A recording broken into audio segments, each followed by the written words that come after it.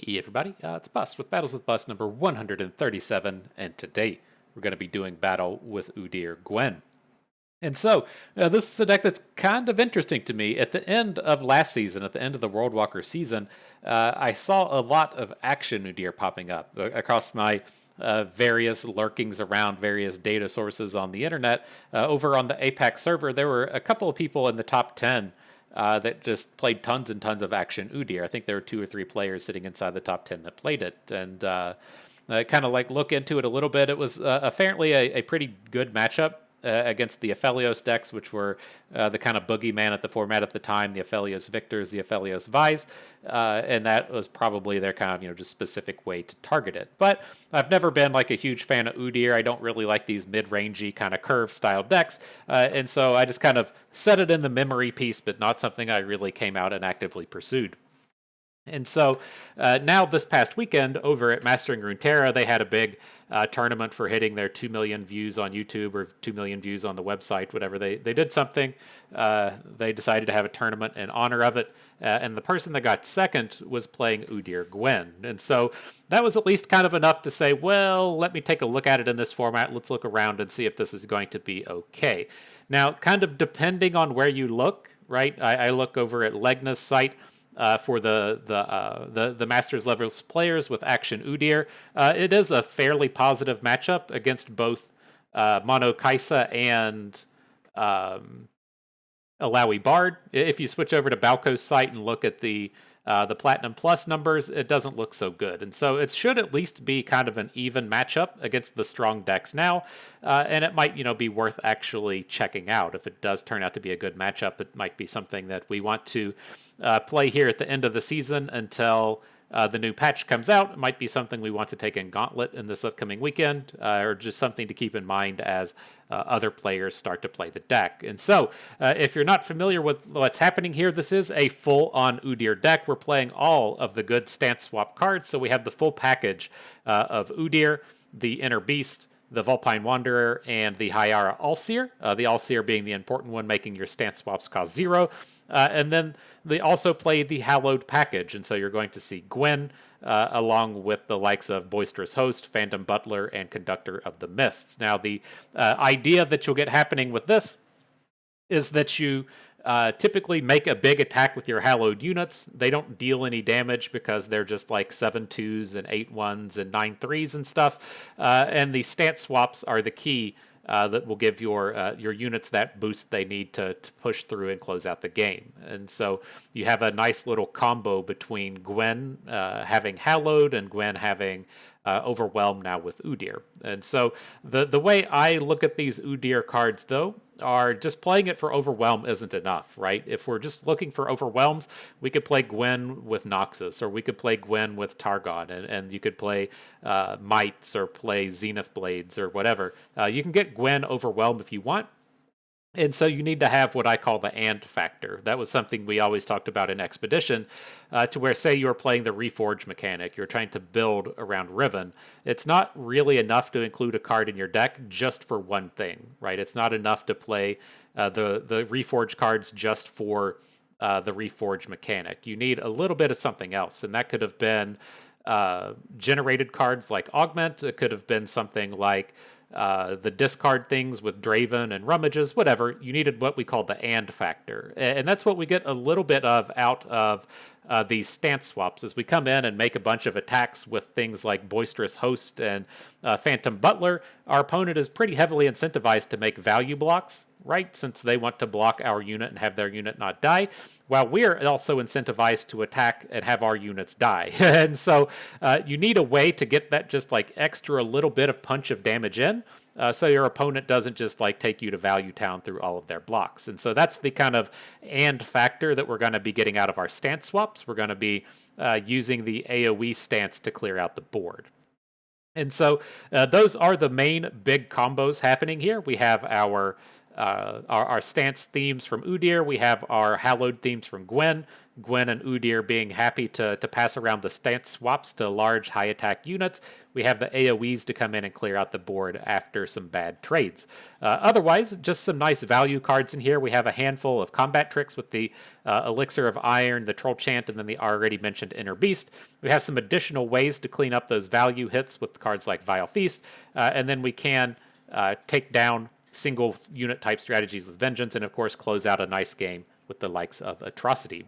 And so that's what it is. That's what we're going to be doing battle with. Let's go ahead and get ourselves ready. And so you know what we have to do to get ready. We have to pay the pay-to-win price. Today that price will be paid with the Hyara All-Seer. This is the last one, stopping us from having a completely premium deck, minus Udyr. We don't we don't go out of our way to level up all of our champions, but all of the cards beside the champions are premium, and we are now good to go. And so, not Love Spike. Where are you at? Where are you at, Scare Bear? Here you go. Ready for battle. So good stuff. Good stuff. We'll see how it plays out. Again, like, I have to kind of get out of my comfort zone every once in a while and just play decks that I don't think are going to be spectacular. You have to play a control deck every once in a while, even if you love Decimate. It's just the way that life goes, right? you can't just play all aggro all the time. And so while I don't completely like the kind of curve Udyr style play, I think we do need to see if it's actually a real deck and then be a little bit aware of it, as we may see it in upcoming events. But with a hand like this, we are playing against Elise Gwen. I want to have the Fearsome unit and the Phantom Butler. I'm keeping our Vulpine Wanderer because we can't just pass out on all of our 2-drops. And then I was considering whether we want Inner Beast or not. And I think we do, because if he plays an Elise, I want to be able to block her with the Vulpine Wanderer. Now, this is a slightly odd thing that we just did here. We picked up the Boisterous Host and then just passed. The play that I was looking to make was potentially Phantom Butler into the Wanderer into the Inner Beast, but if he's going to make a 1-drop play, I think we can go ahead and play the Boisterous Host now.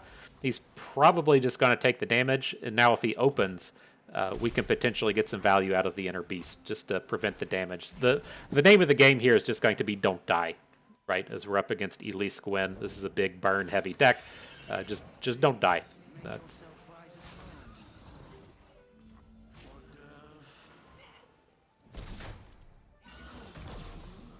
All right, not bad. Get to prevent a point of damage. Particularly juicy draw with this Elixir of Iron. Might get to protect our Vulpine Wanderer in this combat. Where are we at? Hallowed 1.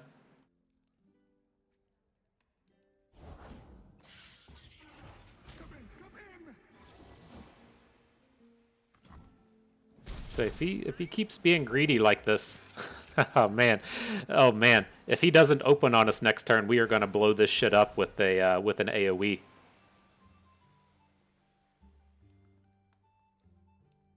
Are you going to open? Don't do it. Play that Gwen.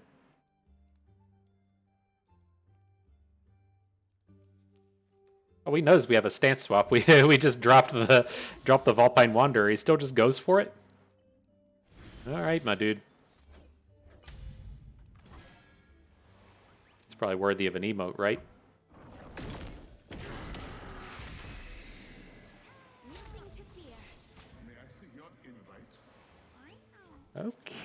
Okay. Not a bad round. Now, we don't really have any good follow-up here. We could have looked to play the Glimpse Beyond, but I think at the end of the day, if all we do is Vengeance Gwen, we'll be fairly happy with the outcome of the turn. Where's our deck? 2 Halloweds at this point. We have a pretty safe attack. If we attack with the Wanderer on the left to indicate he can trade with Gwen, he wants to block the Wanderer more than the Boisterous Host, but we do have a combat trick to boost the Host to take Gwen down if we need to.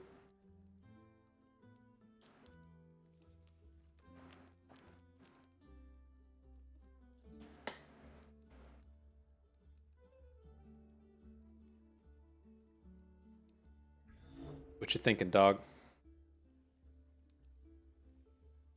Speaking of dog, y'all want me to talk more about Game of Thrones? It's got to be coming up. I'm going to be watching Game of Thrones for the next the next 70 to 80 days or so, and so the Hound was such a wonderful character. I'm glad that he at least. I can't remember how his final arc went in terms of the showrunners just ruining the show, but I think his wasn't that bad. I thought he kind of hit his redemption arc, and then he was kind of done for. I don't think he made it the whole way to like the final battle to where it just turned into a shit show. I can't quite remember, but he was such a delightful character, such a real. He wasn't even like a shitty person. It was just kind of like doing the best with the shitty cards that life dealt you, is how he kind of felt. Man. So many delights. And then if you need another delight, when he's running around, like after he started his redemption arc and he's hanging out with the religious people or whatever, that religious guy, he's in all the HBO shows, but more importantly, he's in what is arguably the greatest movie of all time, We Are Marshall. And so you can circle it all back. I got a Marshall shirt on today, so we can get the full circle of references happening out of these.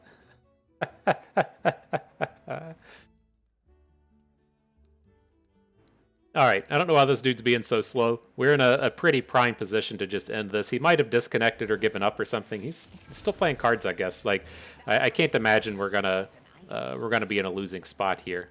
We have great blocks. We're gonna shut down his board. We have Elixir of Iron to protect our bro. It's just this is just happening too well.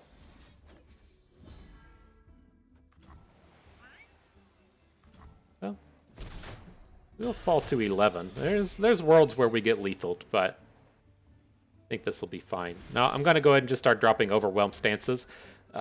They don't have removal spells to kill our units, and if he has to say spend a Noxus Blast on the Skitterer to kill our Hallelujah Iceseer, then we're just winning the game anyways. And so I guess I could see an argument for putting the Overwhelm onto the Vulpine Wanderer, since this is like a pretty juicy target that's going to be generating a free stance swap next turn. That was probably a little underthought on our end, but that kind of concept still stands, right? We're pretty safe to just drop stances against this deck because if they're spending burn spells on units, then they're not sending them to face, and they've probably lost the game at that point if they don't have the tempo on us.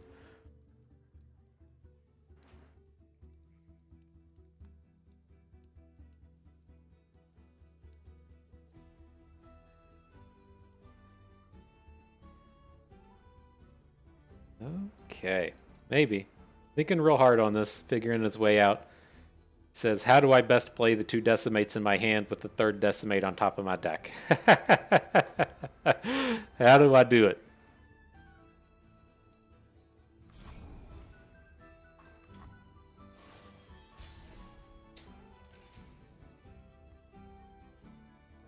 You know what, generate a stance? Oh, it's just when you're summoned? I thought you were going to give us a stance every turn. It's okay, my dude. I appreciate the efforts that you already put forth. Yeah, we got that disconnect. Get a nice rage quit to start off the day. Sorry, friend. I didn't mean to make it hurt so hard.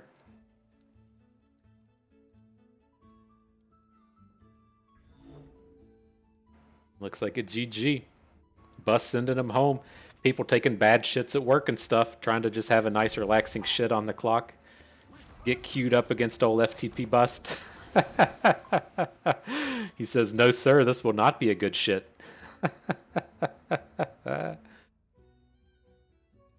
Alright, dude. GG.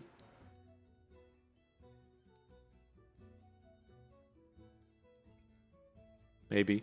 Eventually. Upcoming.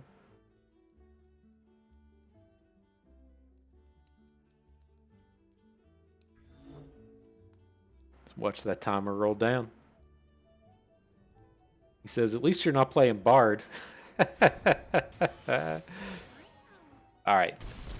Rip him. GG.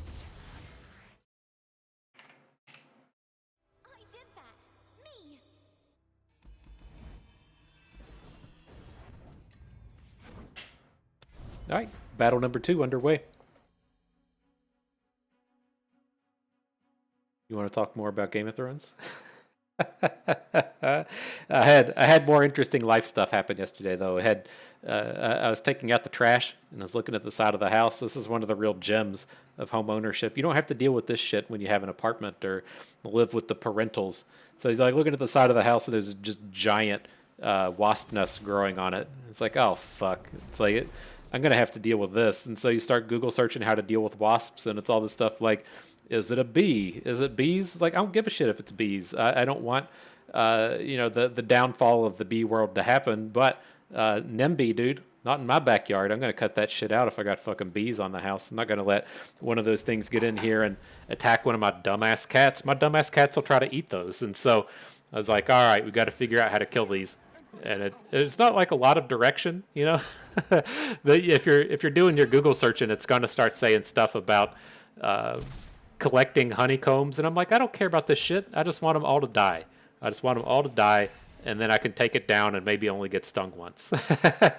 And I'm pretty sure in looking at it that they're not bees, so you don't have to be like, oh, Bust, you're killing the pollinators. No, the pollinators are doing okay. It's not on me, and so they do appear to be wasps. And I got some spray. I sprayed that shit on there and then ran away.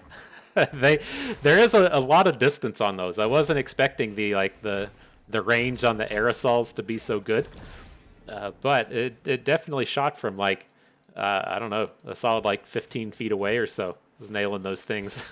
And so we made it. We made it to safety. They didn't. They started to die. I checked it today. They weren't all dead, and that was a bit of a bummer. But we're starting to get them. All right, so back to the action here. No one cares about my wasp problem. I was kind of curious how we should handle the last turn. Like, we could have tried to troll chant down Annie while preventing 2 onto another unit. I elected not to do that, just get the 2 units off the board. Now we have this kind of awkward space to where we have stances and vile feasts, but nothing that we can actually kill.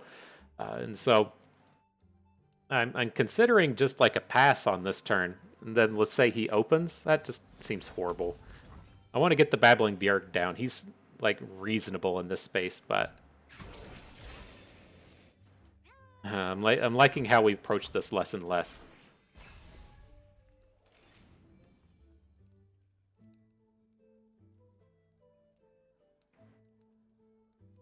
Now, if he just plays Jen, it's not horrible, right? We can block Annie with the Babbling Bjerg, or we can block Annie with the Spiderling and then do stuff next turn, right? We can try and build up to a decent AoE stance swap that involves killing the Tusk Speaker, but he's not going to play into that. We're just going to have to get domed. I mean, we'll play the Bjerg and block his 4/4, but this is bad. I mean, can we ever win this if we just... Oh, fuck. Oh, fuck. 8. Okay. Wow. That was a rough spot. Like, we did get ourselves in... Oh, shit, that's a loss, dude. No, you don't get to call that one a freebie. Mark it a 1-1. Yeah, but that kind of played out awkwardly. If we could have gone into the next turn and then not had to just spend all of our mana on one card, that was kind of another advantage of playing the Troll Chant. I think that was the angle we should have taken, was we block the Annie with the 2/1, any of our 2 health units, whatever, and then we minus attack one of his and plus health our unit, and then it takes down Annie. We still take a little bit less damage. He has 2 units on board. Then we can go into the next turn, Vile Feast something, and then play the stance. Now, the downside with that angle is it does still get domed by all of those stagehands, but it's still fairly safe. I think it would have left us in a better spot than that game did. All right, so we had one of these hands come together. I didn't talk about this one. We haven't had hands come up yet to where it's relevant, but a lot of the times we're going to make really hard early mulligans to try and get two cost units and a Troll Chant. A very easy way to pull off a big board building 2-for-1. and always quite happy to have that come together. And so I won't keep a hand that has Troll Chant along with nothing else, but we will pretty aggressively mulligan away things like Inner Beast and 3 and 4 cost cards to try and get this start to where we have 2 units plus a Troll Chant.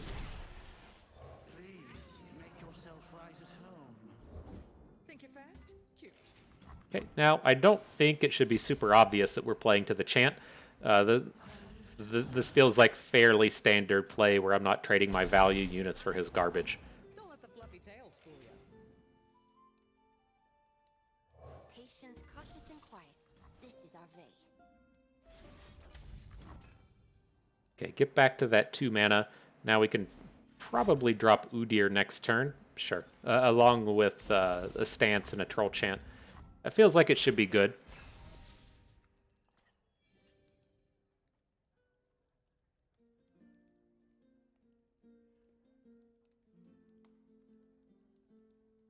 It would have been nice to have the blocker just to throw in front of the Blade Twirler. I think you have to assume he's going to have a stun, right? He's going to have something to boost the Blade Twirlers here. We still got 4 mana. He can try and do Concussive Palms and stuff. Would not be surprised if he has another stun. Whoa, he just gives up at that point? Wow. How invested do we want to get in these stance swaps? We can wait. So much Udyr. It's like, I just don't want to play the stance swap and then have it get, like, stunned or recalled away. I guess it's not the end of the world if that happens, but it's a little unfortunate if it does.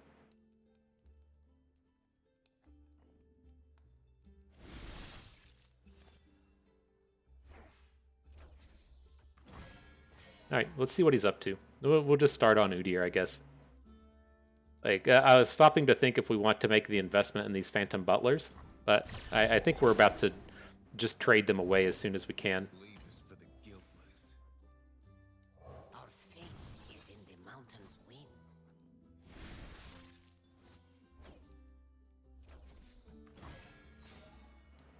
Alright, now we got a bunch of real bruisers. Deny. It's unfortunate, but not the end of the world. It's nice to know that his combat is pretty limited at this point. Then we can send everybody. I don't remember if this deck plays the physical card Recall. That would give him some potential for problems, but clearly doesn't have it.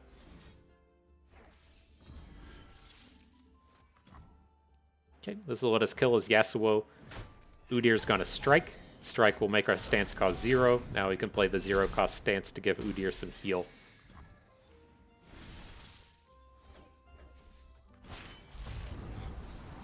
Pretty good, pretty cool. Rip him. GG.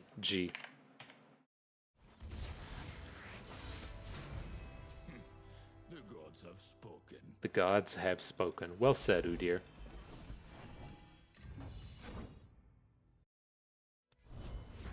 Man, we're talking about the joys of home ownership. Sometimes people ring your doorbell.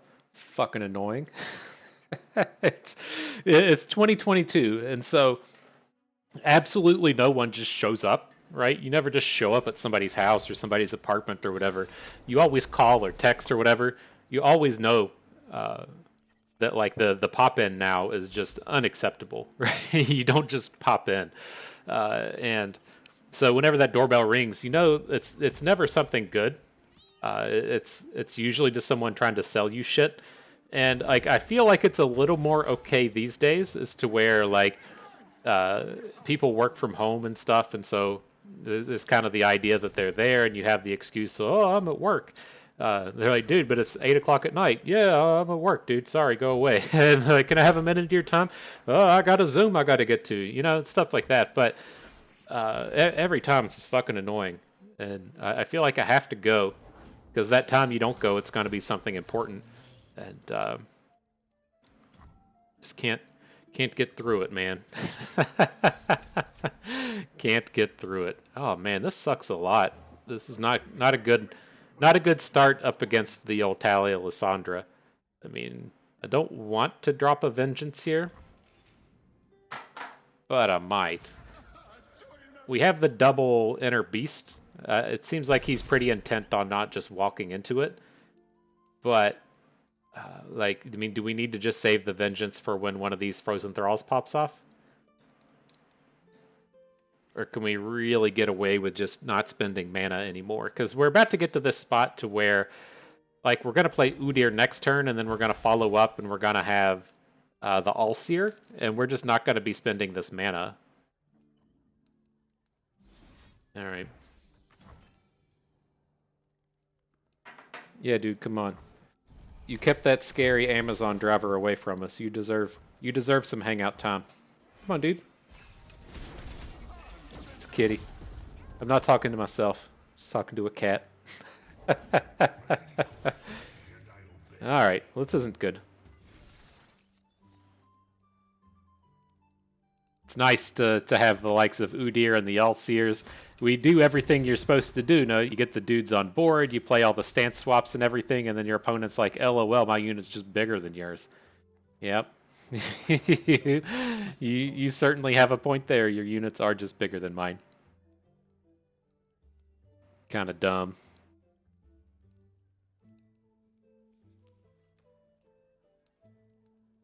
But we'll see if we can't make a giant Udyr and do something with it. We got 2 Halloweds at this point. I mean, do we really want to try and punch in with something? It doesn't sound horrible. Like if we trade an Udyr for a Frostguard Thrall, or maybe we just try and trade this other dum-dum. It's not the end of the world if this trades for a flash freeze, but it really does suck, right? It's not going to feel good. And say if he passes, I think we'll just pass. That's just too much mana to be giving up on.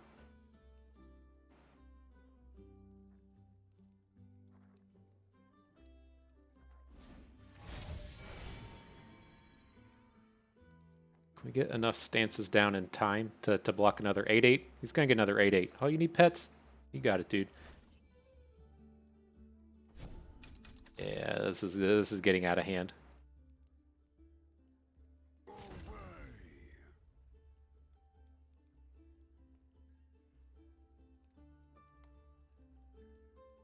Feels worse that we didn't put the thing onto Udyr.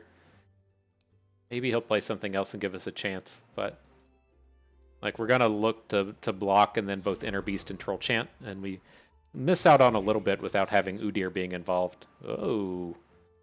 Whoa, dude, you do not attack with that Inquisitor. That is not advised.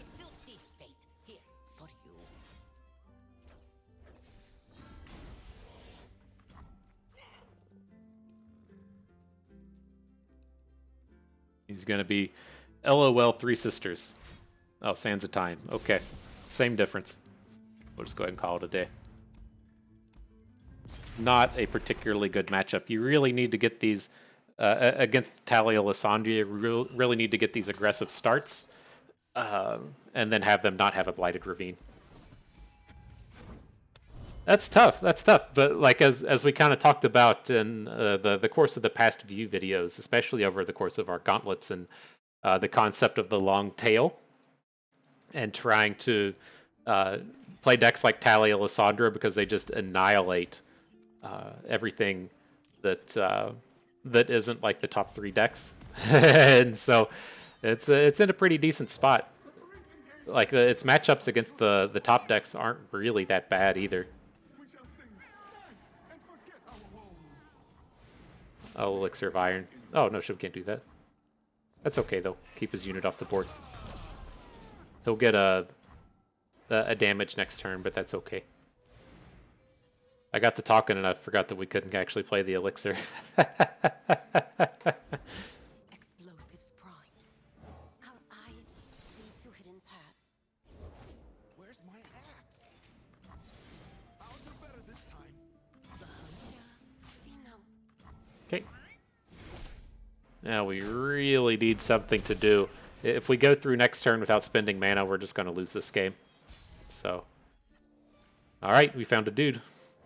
Welcome, one and all, to the Midnight Revel! Join us. And this is like not super exciting, but if we get a trade on his bro, that's kind of nice. Now, if he says like play Gwen, and then we get to AoE as other 2 units, that's going to be quite powerful. All right, he doesn't go for it. You're wearing that. But I think we're still in a pretty good spot here. Our Gwen is quite strong in these matchups. The drain is deceptively powerful as we're out here battling against the burn deck. We'll only get to gain a few points out of this match because we're on the odd attacks and not the evens, but it's still very, very powerful. We follow the old ways. Okay. He's definitely gonna get to boost his Hallowed next turn, but we have the counter spell on the thing you just played. I was happy enough just to kill off the singular Phantom Butler, so this is kind of nice. What a joy!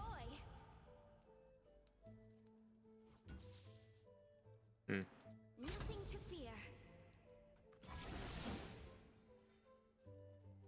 I feel like this is where we have to stop. Like he's gonna block with something. Like falling to 10 here is pretty dangerous. Makes me feel like we can just OTK next turn with a bunch of overwhelms. Surprised he didn't do something. Vile Feast is big.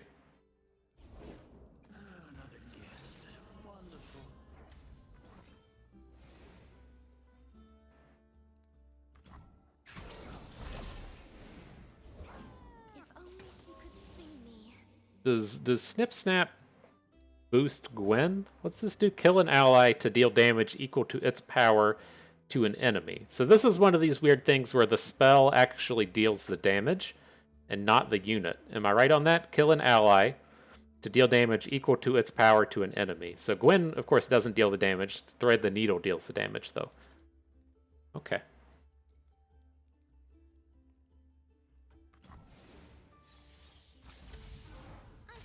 Considering just killing Udyr here to take down his Gwen.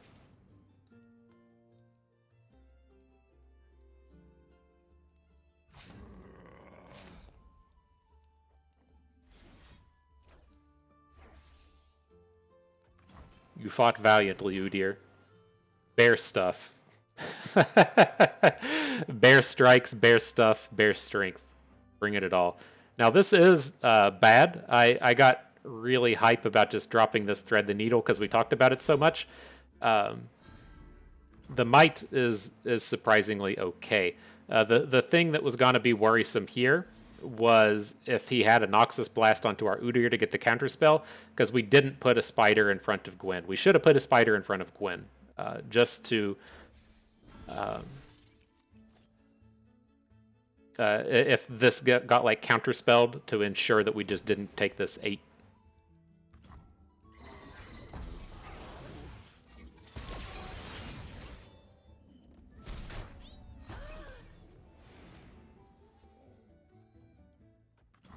All right, so how greedy do you want to get? Now, if he just draws a burn spell, we can't get out of decimate range. And so if he picked up like a Noxus Blast or something, then whatever. Okay, we're out of the burn range here now. The Grenadiers will die, but our Gwen thing will happen first.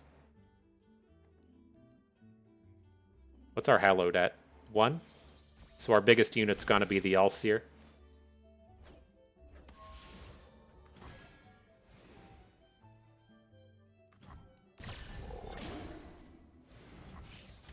I see well enough to kill. Sure about that? Death doesn't scare me. All right, not going to get a lethal, going to be a touch short. But he's got to draw good to get out of this.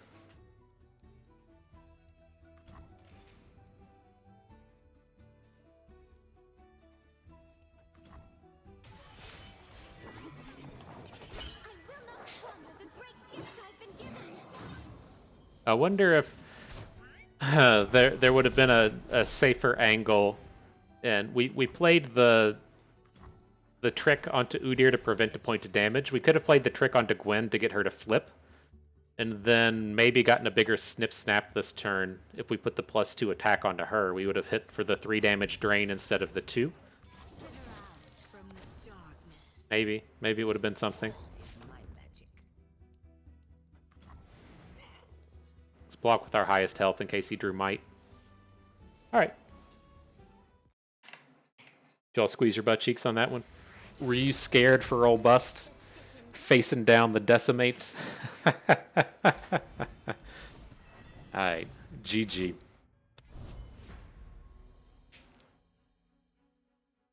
Say I'm ready, man. I've dealt with all the scary shit today.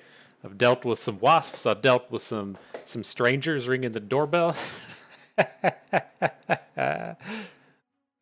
Life can't get any more challenging than dealing with that stuff.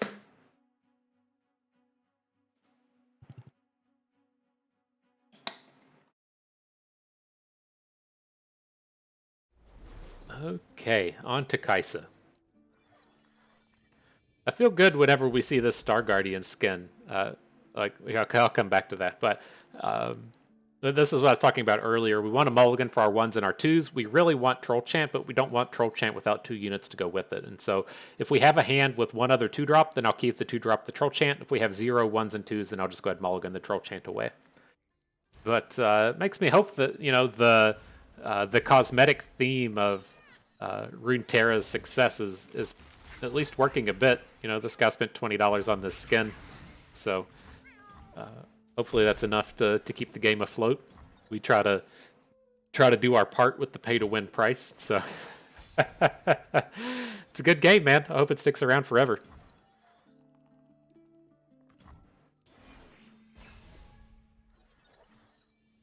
If you want, you can go and spend... I can't remember how much it costs to get tickets to Magic Fest, or how that was supposed to work.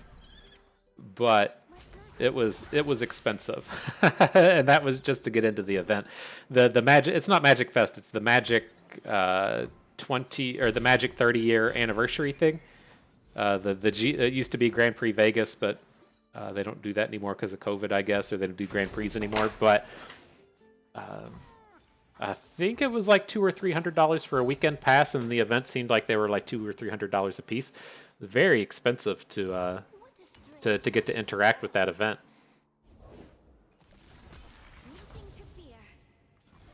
All right, not bad. You like seeing these Voidlings hit the spell shield, since that's an evolve or a card that hits on an ability that hits on other cards.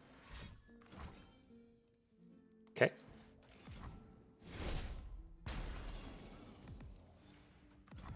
So it's like he didn't really get any bonuses out of that. Sure, it does technically level it up, but he could have done it with like the Bethel the Elder. He could have done it with a Supercharge. Looks like we're probably about to get blasted by Supercharge.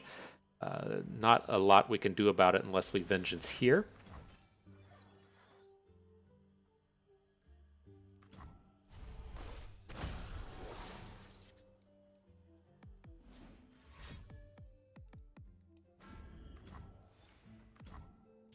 All right. So now, just picking up both of the Omen Hawk Udyrs. I want to drop an Inner Beast so that when we play Udyr, it's going to make the stance free. So we'll go ahead and Inner Beast Gwen. Drop the Bear Bro. No Halloweds up to this point, and then we'll see how opponent responds. It might be worthwhile to just go ahead and attack. It does kind of suck if opponent plays a Concerted Strike kind of card here, but with only 4 mana, I feel a little bit safer about it. So we'll go ahead and stance swap. I'm gonna load up our Gwen.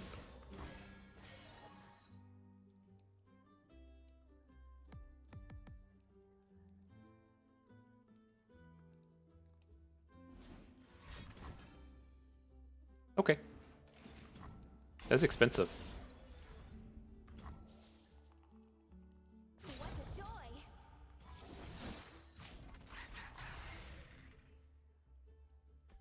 I thought he's going to put Kaisa in front of Gwen because she can survive this, and then on the next ability, or with her flip ability, should be able to snap down Gwyn, but he switched it up.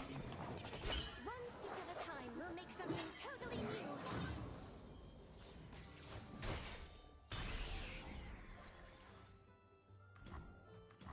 Okay. So I'll feel fairly okay. He needs a scout, right? A scout would be the big one for him. We can interact with this blinding assault because we have the stance swaps in our hand.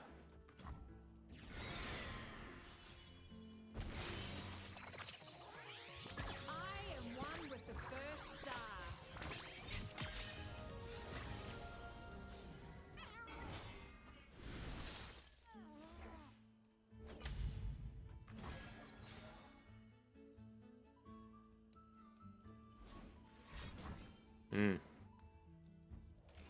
Sometimes you got it all.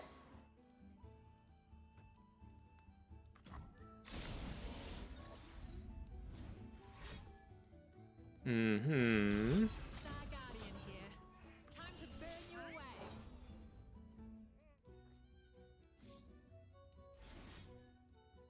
So what?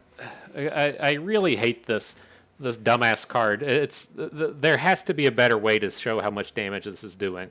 Right now, the thing that we're looking to do is Troll Chant. Right, we want to take Kaisa down to 4 attack. We want to take Udyr up to 6. Like, how am I supposed to know how much damage this is doing? I think it's dealing 5. Right, Fearsome, Challenger, Tough, Lurk, Scout, but she has Quick Attack, so that should be 6. So it'd be like 1 onto the Spiderling, 2, 3, 4, 5. Should be 6 onto Udyr. I mean, I don't know. Maybe it is, maybe it isn't. Let's see. Looks like he's still dead. Okay. That, like, there has to be a way to do it. I don't know. Like, I really love that the Oracle's Eye exists. It makes so many things easier. But having to figure out how much Kaisa's actually going to do is such a pain in the ass. I wish there was some kind of like visual indicator in how it was going to go. Now, I do also get really frustrated at things like Riptide Rex. That's another one that like has the 7 or 8 things on the board, and it gets really tough to see. Just like hopefully these are improvements that get made over time. But I guess the you know, it's like they do it way better than Magic. Like Magic Arena is abysmal in many fucking ways, but I don't feel like that's a fair thing to say. Is that this is shitty, but it's better than the other shitty thing that other people are doing, right? I don't feel like that's fair and valid.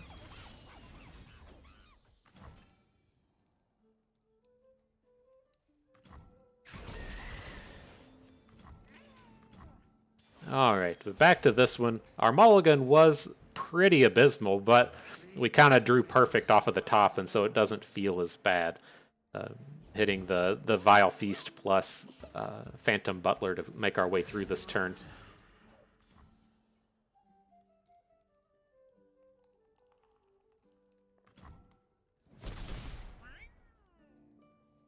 But yeah, did I talk about the Star Guardian skin? It's just kind of one of those deals as to where I feel like they may have said it, I don't even remember, but Riot's game plan in terms of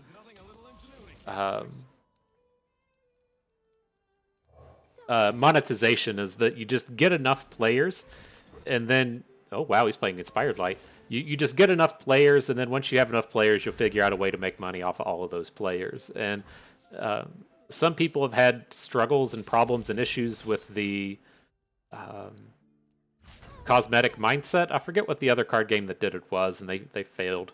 I don't think it was Artifact, but I think someone else did it, and they didn't do it well enough. But you know, seeing those 20 piecers, those $20 skins popping up, feels kind of okay at least. Hopes and dreams that the game's making enough money.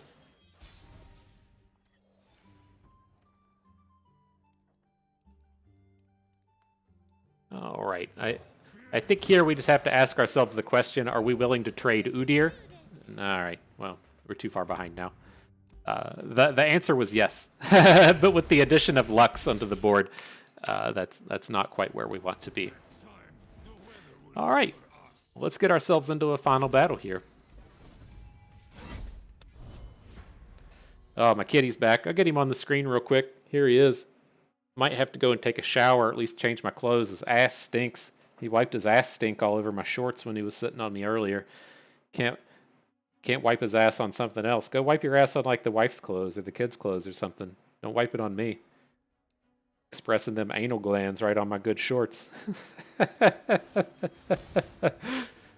The struggles. The struggles of having kitties, let me tell you.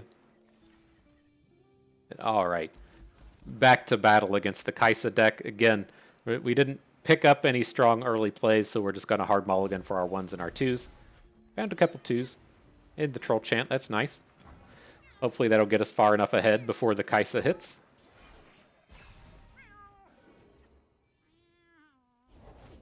It felt like we had a pretty good selection of cards in that last game as well. Just didn't... just a touch short of being able to stop that Kaisa hit. He had all of the counter spells the whole way as well.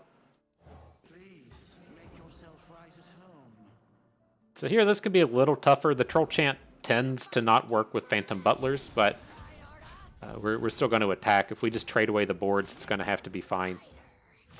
This isn't quite where I want to be dropping Troll Chants. We can just save it for our better units.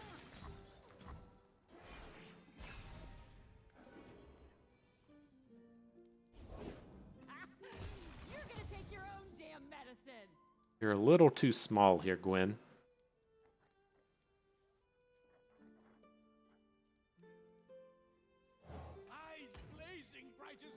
All right, well, we'll just assume we'll trade away the Bjerg. And then maybe the Vile Feast with cleanup will be enough for us. It's tough. It's like I kind of want to keep the health around for once he drops Kaisa. This is something that can eat some damage from her, but like it's so odd being the 4 healther. He doesn't prevent that much damage. Like it would be so much better if she dealt her damage top down instead of bottom up with trying to keep this Bjerg. Huh. Let's just take the little bit of damage here. We can drop Kaisa if we want, and then immediately heal most of that back up.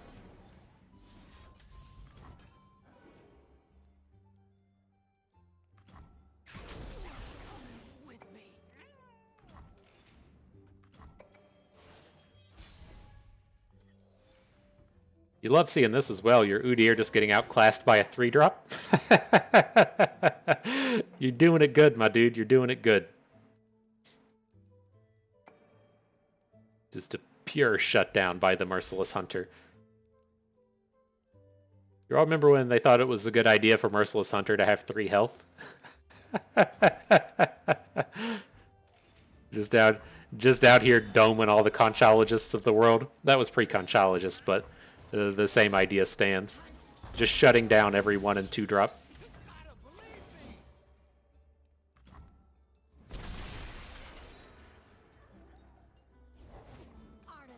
Okay.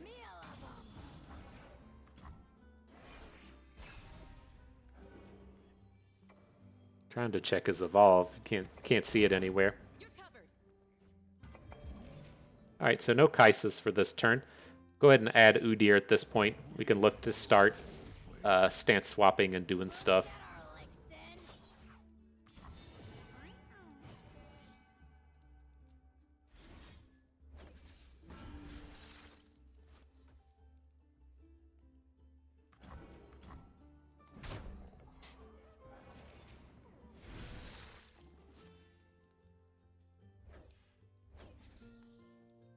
We should just give him +2/+2, right? Well, I don't know. If he's going to attack next turn and get blocked by something, I would like to have a little bit of heal onto this Udyr. So the 5 attacks should be enough for at least this moment right now. All right, there's the Kaisa mana. Hopefully we can deal with her with the Vengeance, but he does look like he's set this up to be ready with a Rite of Negation.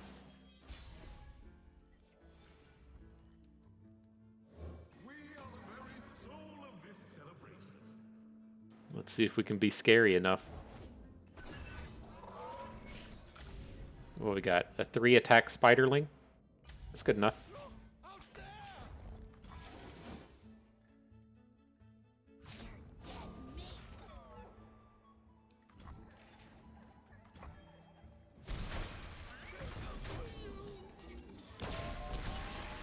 Alright, seems reasonable. There's still time to hesitate. Let's watch this movie. Not the Star Guardian version. This guy's a cheapo.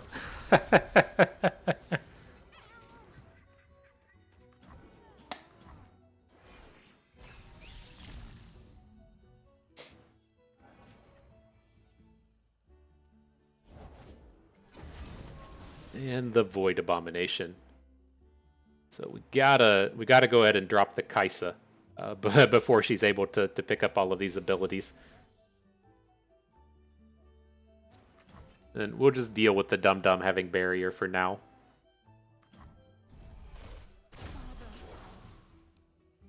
I mean, we can just take the hit. It's not that big of a deal. And then we need to look and try and win with an open next turn. So we'll drop the Butler. We're going to drop the Band just to get an extra Hallowed for next turn. He's emoting. Is he gonna play a Cataclysm or something? Nope. All right. GG. And so that was a kind of tough set of games for me. Like I got in, roughly 10 practice games and then the 8 games for this video. And I'm not entirely sure where I stand, right? This is what I have historically called the Tarmogoyf problem, right? If you're a magical aficionado, I don't know the stance of Tarmogoyf now, but back the last time I was really playing heavily, like 8 or 10 years ago, Tarmogoyf was tearing his way through Legacy, tearing his way through Modern, and I can accept that Tarmogoyf is a good card, right? I can look at it, you can look at its results, you can see the decks that it's doing things in, but I just don't think it's a good card. I don't like playing cards that are just like really efficient stats. If like you say, look at Loyal Badger Bear and say, what if Loyal Badger Bear was a 4/5 for 3 mana or something? Like, it's very easy to say, oh yeah, that's good. That's a lot of stats for what you're paying for, but I just don't prefer to play cards like that. I like my cards to be a little more do something, right? Even if it's looking at a card like Legion Saboteur, right? That's a card we'll play quite a bit of. It still does something with that attack ability, right? That ability activates Plunders, it activates Annie, it activates Conservatories, like that. Just having that thing does stuff to where, not to talk trash on our boy Legion Rearguard, he's just efficient in stats, right? He's much closer to Tarmogoyf than he is to another do something card, and that's how I feel like in large part playing with a lot of Udyrs is.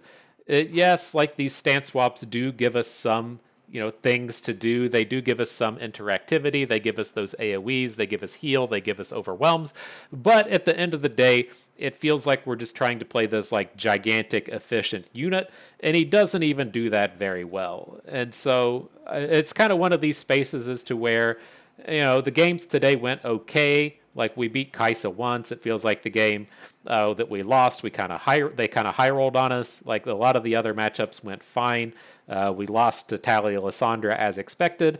I could see this following that path as to where it's fine enough against the top decks and then probably has some decent matches if you're trying to say target. And I'm curious if that's where the dude, I should have looked the dude's name up, I'm sorry, or the lady, whatever your gender preference is. I should have looked them up beforehand. I can't remember their name, but I could definitely see that being like a best of 3 strategy, and that if you looked at its matchup table, this thing annihilates the Powder Pandemonium decks, which I think were quite popular during the Mastering Runeterra event.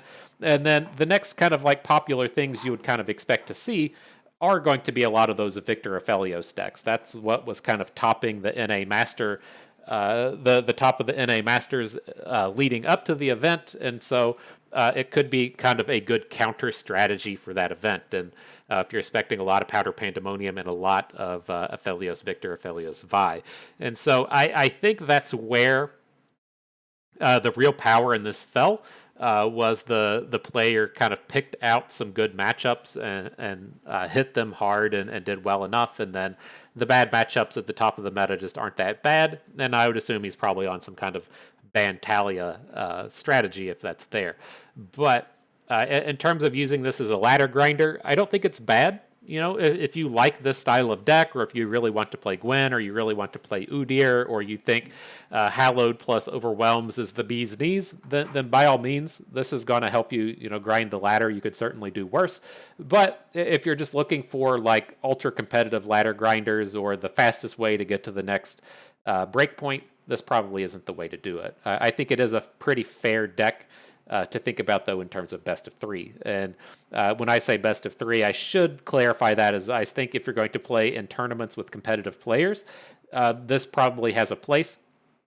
If you're playing in Gauntlet, it's so wide open that I would just not fuck with this. You know, if you want to target something in Gauntlet, then feel free to target Kaisa or target Bard, specifically a Lowy Bard, but it's not you just don't see the on-meta numbers that you would need to see for the Aphelios decks for this to be a Gauntlet grinder. And so if you have a tournament this weekend, fine, maybe. Not for Gauntlet, not so much for ladder itself. But fun times nonetheless. We had a lot of interesting and interactive games there, and I had a good time with this one. I hope you all had a good time as well. And so that is going to do it for us today. Hope everyone enjoyed the video. I hope you aren't nearly as scared of the bear as you months may have been. Hope you maybe learned a thing or two along the way and had a good time watching. This is Bust, and we thank you for being here.